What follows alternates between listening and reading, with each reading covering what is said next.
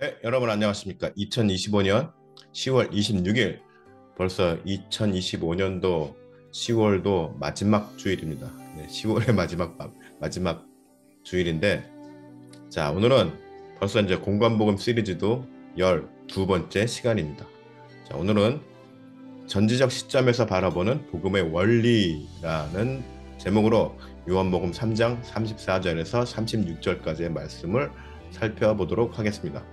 자, 본문을 먼저 보면 34절, 하나님이 보내신 이는 하나님의 말씀을 하나니 이는 하나님이 성령을 한량없이 주심이라. 35절, 아버지께서 아들을 사랑하사 만물을 다 그의 손에 주셨으니. 36절, 아들을 믿는 자에게는 영생이 있고 아들에게 순종하지 아니하는 자는 영생을 보지 못하고 도리어 하나님의 진노가 그 위에 머물러 있느니라. 제가 보통 성경을 읽으며 묵상하고 성경의 뜻을 해석하는 방법에 대해서 말씀을 드리자면,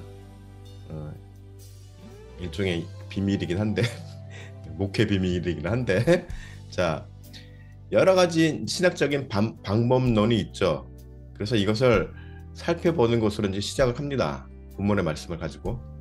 그런데 거기서 저는 이제 개인적으로 크게 두 가지의 접근 방식으로 성경을 분석합니다. 첫 번째로는 사람, 즉 피조물의 관점에서 성경을 바라보는 것입니다. 하나님의 말씀을 문자로 읽으면서 당시의 시대적 상황을 함께 공부하며 이해하는 과정을 통해서 말씀이 주는 메시지를 파악해 나가는 방식이죠. 둘째로는 전지적 시점에서 바라보면서 말씀이 근원적인 배경으로 접근해 가고자 하는 방식입니다. 자, 성경이 주는 메시지를 하나님의 시각에서 말씀을 이해하려는 접근인 것입니다. 보통은 이 두 가지 접근 방식을 번갈아 교체하면서 공통 분모를 찾아냅니다. 그래서 이것을 정리해 가는데, 오늘의 말씀 본문은 전지적 시점에서 말씀이 주는 메시지를 이해하며 정리하려고 합니다. 왜 그럴까요? 왜냐하면 예수 그리스도의 초림과 관련된 복음을 피조물의 시각에서만 해석하려고 한다면은 복음의 메시지를 갖고 사역을 감당하는 사역자의 입장에서는 자칫 복음이 주는 아주 깊으면서도 다양한 의미의 메시지를 자기 주관적인 해석 편의주의에 의해서 왜곡할 수 있기 때문입니다. 안 그런다고 하지만은 자기도 모르게 내 편의주의에 의해서 나의 기준에 따라서 성경을 해석할 수 있는 것입니다. 그래서 사이비가 출현하게 되는 것이고, 이단이 나오게 되는 것입니다. 따라서 예수님께서 직접 사역을 이루신 복음에 대해서는 철저히 전지적 시점에서의 뜻과 의지, 전지적 시점, 하나님의 시각, 하나님의 뜻을 절대적으로 살피는 거죠. 뜻과 의지를 제대로 이해하는 것이 복음의 변질을 막을 수 있다고 보는 것입니다. 자, 34절, 하나님이 보내신 이는 하나님의 말씀을 하나니 이는 하나님이 성령을 한량없이 주심이니라. 자, 성경 해석가들에 의하면 34절에 대한 여러 가지 학설이 있습니다. 하나님이 보내신 이의 주체를 예수 그리스도로 보는 견해와 사명을 감당하는 모든 성도를 가르치는 것이라고 보는 견해입니다. 예수님은 성자 하나님으로서 하나님 본체이시지만 육신을 입고 세상에 내려오셨기에 보내심을 받은 위치로도 볼 수 있습니다. 그리고 이미 사도행전에서 이를 증언하고 있죠. 사도행전 10장 38절에 보면 하나님이 나사렛 예수에게 성령과 능력을 기름 붓듯 하매 하셨음에 그가 두루 다니시며 선한 일을 행하시고 마귀에게 눌린 모든 사람을 고치셨으니 이는 하나님이 함께 하셨습니다. 자, 그런데 여기서 우리들이 생각해야 할 점은 어찌되었건 하나님으로부터 사명을 받은 모든 사역자들은 그 입에서 성령의 능력으로 하나님의 메시지가 선포되어야 한다는 것입니다. 요한 1서 16절을 보면은 우리가 다 그의 충만한 데서 받으니 은혜 위에 은혜로라. 이 충만함을 안에서 우리는 말씀이 선포되어야 한다는 것이죠. 에베소서 3장 8절에 모든 성도 중에 지극히 작은 자보다 더 작은 나에게 이 은혜를 주신 것은 측량할 수 없는 그리스도의 풍성함을 이방인에게 전하게 하시고, 예수 그리스도의 풍성함을 우리는 늘 품으면서 말씀을 선포해야 한다는 것이죠. 또 그렇게 살아야 하는 것이고, 그렇기 때문에 성령의 열매를 맺어야 온전한 하나님의 사람이라고 볼 수 있는 것입니다. 자, 갈라디아서 5장 22절에서 26절까지는 굉장히 유명한 말씀이죠. 오직 성령의 열매는 사랑과 희락과 화평과 오래 참음과 자비와 양상과 충성과 온유 절제니 이 같은 것을 금지할 법이 없느니라. 그리스도 예수의 사람들은 육체와 함께 즉 정욕과 탐심을 십자가에 못 박았느니라. 만일 우리가 성령으로 살면 또한 성령으로 행할지니 헛된 영광을 구하여 서로 노엽게 하거나 서로 투기하지 말지니라. 자, 갈라디아서 이 5장 말씀을 자주 인용되는 말씀이기도 한데, 성령의 열매 가운데 사랑이 있다고 그랬습니다. 사랑. 예. 사랑 안에는 또 진리를 기뻐하는 것이 있고 또 불의를 기뻐하지 않는 것도 포함된다고 늘 제가 말씀드립니다. 예. 자, 35절. 아버지께서 아들을 사랑하사 만물을 다 그의 손에 주셨으니, 예수 그리스도는 분명히 이 땅에 육신을 입고 신학적으로 표현하자면 신의 자기 비하입니다. 신의 자기 비하를 감수하면서까지 겸손함으로 이 땅에 오셨습니다. 그러나 성자 하나님으로서 또 창조주로서의 권능도 유지하셨습니다. 왜 그러셨을까요? 첫 번째로는 육신의 한계를 가진 인간으로서 피조물과 같은 눈높이로 인간들의 삶을 이해하기 위함이었습니다. 그리고 마태복음 28장 18절에 예수께서 나와 말씀하여 이르시되 하늘과 땅과 모든 것을 내게 주셨으니, 이 권능을 가지고, 이러한 창조주로서의 권능을 가지고 이 땅의 약자들을 위해 신적인 권능으로 은혜를 베푸셨습니다. 더불어서 당시의 기득권들과 권력자들에게 경고의 말씀을 통해 하나님의 질서를 계속해서 선포하신 것입니다. 더불어 제자들을 교육하고 사역자로서 성장시키는 데 주력하셨습니다.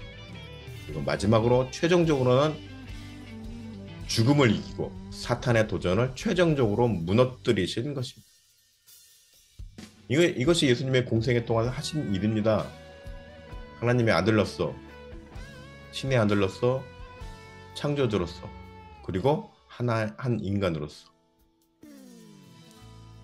인간으로 오신 이유는 피조물과 눈높이를 맞추기 위해서 오신 것이고, 또 완벽한 인간으로서, 완벽한 아담으로서, 또 완벽한 제물로서 희생하기 위해서 오신 것이고, 또 신적인 능력을, 권능을 또 그러면서 유지하신 것은 죽음을 이기고 사탄의 도전을 최종적으로 무너뜨리기 위해서 오신 것이다. 그리고 이 땅의 기득권과 권력자들에게 하나님의 권위로서 경고하신 것도 들어가 있다.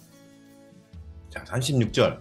아들을 믿는 자에게는 영생이 있고 아들에게 순종하지 아니하는 자는, 상반절에 두 가지 상황의 부류를 등장시킵니다. 하나는 아들을 믿는 자와 두 번째로는 아들에게 순종하지 아니하는 자입니다. 그런데 이 부분에서 이제 눈길이 가는 부분이 있죠. 즉, 믿는 자와 믿지 않는 자로 구분하지 않고 믿는 자와 순종하지 아니하는 자로 구분한 것입니다. 왜 이렇게 구분하셨을까요? 여기에는 복음을 기획하신 하나님과 그 복음을 실현하여 완성하신 예수님의 일관된 원칙이 있습니다. 그 원칙은 바로 복음을 대하는 사람들의 선택의 유형에 따라 믿음을 평가하신다는 기준인 것입니다. 자, 복음을 받아들인 자는 그 믿음을 있는 그대로 있는 자로 인정을 받습니다. 그런데 여기에는 디테일한 조건이 있습니다. 그 조건이란 바로 복음의 정신을 믿는 자들은 이를 삶으로 실천하는 것, 즉 순종하며 따라야 한다는 것입니다. 그 조건이 바로 순종이죠. 믿음의 조건, 믿음을 인정받는 조건이 바로 순종입니다. 실천하는 것. 즉 복음을 믿는다고 하면서 실천하지 않는 것은 순종하지 않은 사람이며, 즉 바로 믿음이 없는 자로 여긴다는 것입니다. 로마서 1장 5절에 그로 말미암아 우리가 은혜와 사도의 직분을 받아 그 이름을 위하여 모든 이방인 중에서 믿어 순종하게 하나니, 이 중요하죠. 베드로전서 1장 2절에 보면 하나님 아버지의 미리 아심을 따라 성령이 거룩하게 하심으로 순종함과 예수 그리스도의 피 뿌림을 얻기 위하여 택하심을 받은 자들에게 편지하노니 은혜와 평강이 너희에게 더욱 많을지라다. 자, 또 베드로전서 1장 22절에 너희가 진리를 순종함으로 너희 영혼을 깨끗하게 하여 거짓이 없이 형제를 사랑하게 이르렀으니 마음으로 뜨겁게 서로 사랑하라. 여기 보면 진리를 순종함으로 이렇게 나와 있죠. 예. 그 다음에 성령이 거룩하게 하심으로 순종함과 순종이 반드시 들어가게 되어 있습니다. 자, 36절 이제 하반절을 보겠습니다. 영생을 보지 못하고 도리어 하나님의 진노가 그 위에 머물러 있느니라. 자, 이제 복음을 계획하시고 완성하신 하나님께서 예수 그리스도에게 세상을 심판하실 전권을 주셨습니다. 그리고 복음을 따르지 않고 불순종한 사람들은 장차 올 예수 그리스도의 재림 때 심판을 받게 될 것입니다. 그런데 재림 전까지는 하나님의 진노가 복음을 따르지 않는 한 머물러 있게 됩니다. 자, 36절 하반절에 보면 진노가 그 위에 머물러 있느니라 라고 표현했는데, 이 머물러 있다라는 표현은 불순종한 자들이 자신이 저지른 죄에서 벗어나지 못한 그 상태가 유지된다는 것입니다. 이것을 로마서 1장 24절에서 자세하게 설명을 해주셨습니다. 그러므로 하나님께서 그들을 마음의 정욕대로 더러움에 내버려 두사 그들의 몸을 서로 욕되게 하셨으니, 예.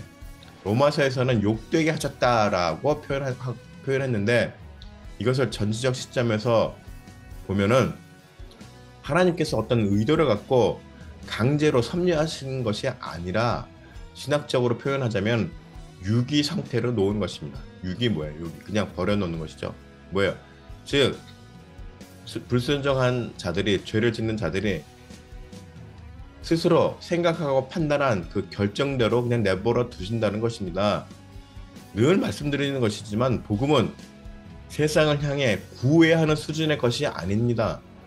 모든 인류가 영원한 형벌과 두 번째 사망으로부터 건짐을 받을 수 없는 상태에서 벗어날 수 있는 유일한 길을 제시하고 선포하신 것입니다.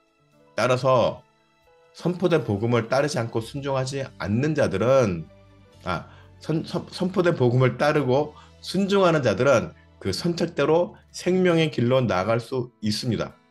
하지만 반대로 끝까지 거부하고 자기 고집대로 사는 사람들은 역시 그 결정대로 놔두신 것이란 말입니다. 그래서 심판받는 사람들은 하나님께서 버린 자들이 아니라 하나님의 구원의 손길을 스스로 놓은 사람들인 것입니다. 예.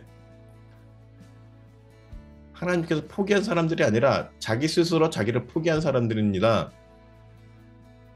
오늘의 말씀은 기독교를 자신의 종교로 여기는 모든 사람들에게 아주 매우 엄중한 메시지를 전하고 있습니다. 입으로는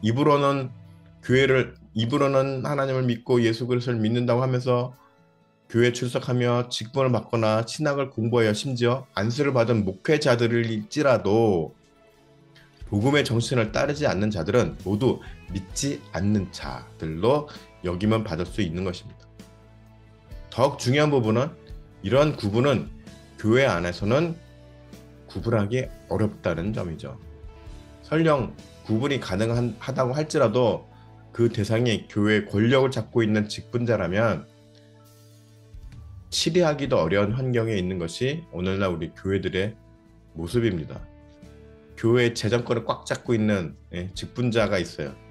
그런데 그 사람이 막 전권을 휘두르면서 교회를 좌지우지합니다. 그래도 담임 목회자 입장에서는 그걸 어떻게 할 수가 없어요. 안 그러면 자기가 잘리니까. 그런데 그런 정말 하나님의 말씀 안에 있는 목회자라면 설령 그렇게 그런 교회에서 잘린다고 할지라도 그걸 두려워하면 안 되죠.